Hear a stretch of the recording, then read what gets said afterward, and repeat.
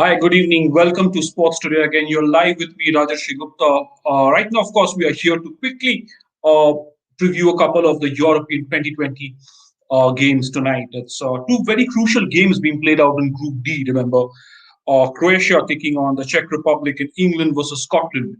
All four teams from Group D. So I'll come to why that's so important. Sweden, of course, defeated Slovakia earlier in the evening in the first game of Friday in Euro 2020. So England taking on Scotland later in the evening, and Croatia are going to take on the Czech Republic.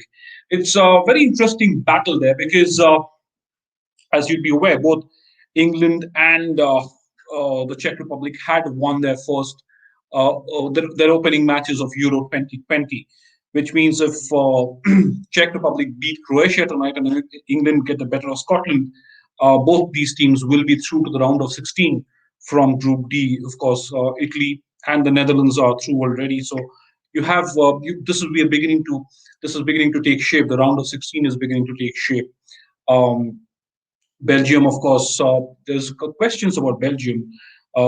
Somebody I just saw there was a question on Belgium saying if they don't do well in this tournament, will they be the chokers of world football? I don't know. I saw that question somewhere. I can't figure out who asked that. I think that's Vignesh Konar there. Yeah. Do you think if Belgium don't perform well in Euro 2020, can they be called the chokers of world football? Well, look, let's not get into tags because even when uh, personally for me, even when the world regarded South Africa as the chokers of world cricket, I was a little I had my reservations to that because there are so many circumstances, there are different situations where teams flounder and fumble at world events despite their breadth of the talent. Think of the victory last night, Belgium versus Denmark. It was an amazing come from behind victory. Denmark had taken an early lead. Denmark now, of course, talking of Denmark, they've lost both their games. The opening game to Finland and then to Belgium. You'd feel for Denmark. Every time I do a show on Euro, my mind races back to last weekend when we were talking of Christian Eriksen. He collapsed on the field, suddenly needed instant support and CPR, and his chest had to be pumped. Thankfully, he was fine, but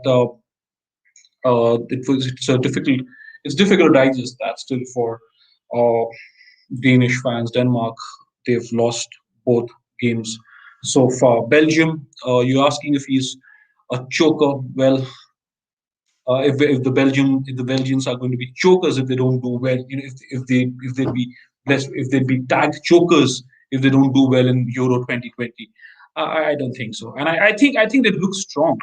They could be among the teams to watch out for. More than Vignesh is also asking. Vignesh is obviously he has a lot of questions. We'll take that. Happy to take it. More than the opposition, is the British media more dangerous for the England football team? Do you agree? Sometimes I do feel sometimes I do get the feeling that the British media do get very aggressive on their around their football team, and even against the cricket team. Sometimes it's okay to point out chinks in the armor, but sometimes I just feel sometimes it just goes a little. I feel it sometimes it's a little too aggressive for their own sporting teams. But for instance, the media should ask questions if there are drawbacks, if there is something not going right in the team, if there are repeated mistakes, repeated failures. That is our job to ask questions. But should you go overboard and just squash somebody's confidence, especially in sports where there are years of hard work behind uh, a player's career. Should you just at one stroke of your pen or at one click of your keyboard or just saying something on air, do you just demoralize or demotivate a team? I'm not so sure.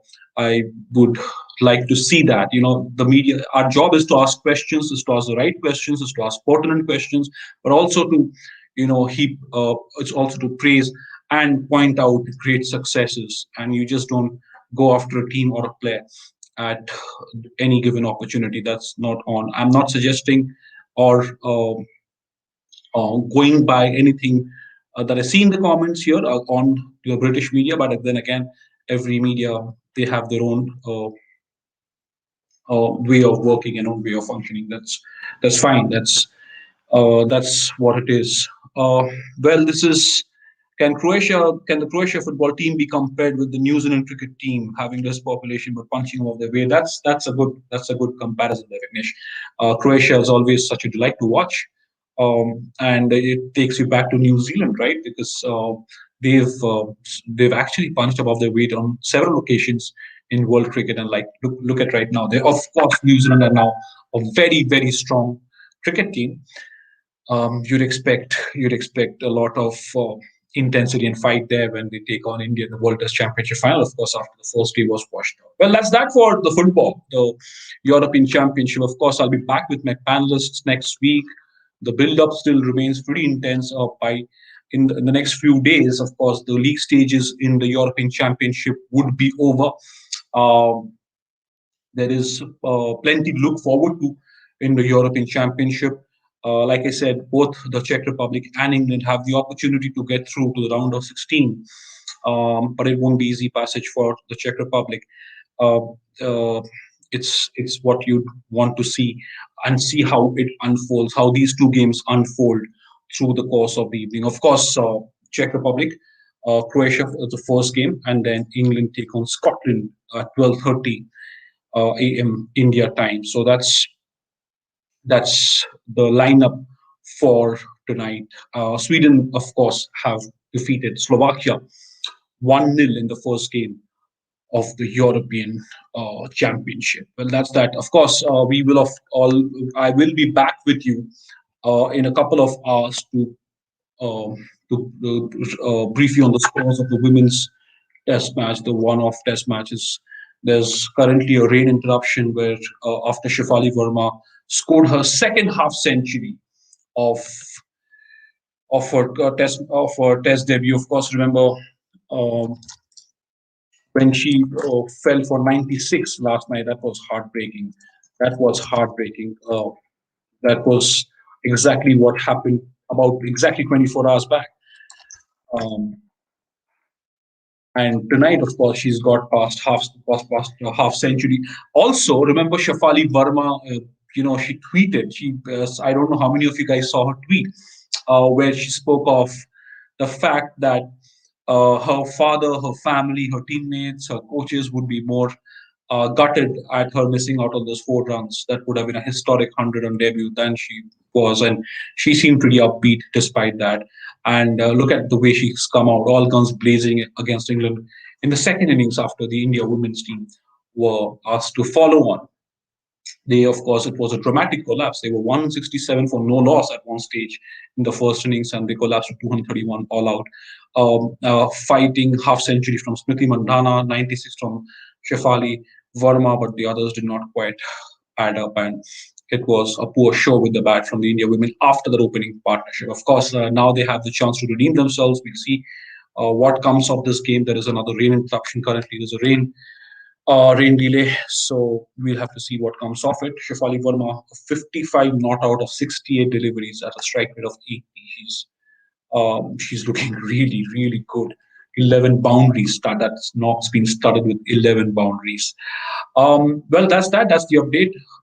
I've told you what to expect in the European Championship. I've told you what to expect in the women's game. We'll be back in a few in another hour or two to summarize the second day's play between the India women's team and the England women's teams. I beg your pardon, the third day's play, the penultimate day's play, and we'll be quick to analyze that for you as well. And hopefully, they would have resumed, and Shefali Verma would have got some more runs by the end of day's play. Thank you so much for joining me. Do subscribe to Sports Today.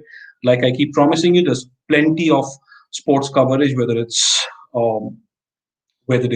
cricket, football, women's cricket, Olympics, tennis, you have it. Of course, you're asking about Indian shooting. There's plenty. There's plenty to offer on Sports Today. That's why you should stay glued to us. You should subscribe to our channel, subscribe to Sports Today, and please press the notification icon, that bell icon there, so that you're notified every time Sports Today goes live, and we have a lot of content to offer you, from exclusive interviews, breaking news, analysis, stats, you name it, and we have it on Sports Today. Thank you so much. Have a very good evening, and we'll see you really, really soon for the women's game, and of course, come back to you tomorrow for more analysis. Thank you.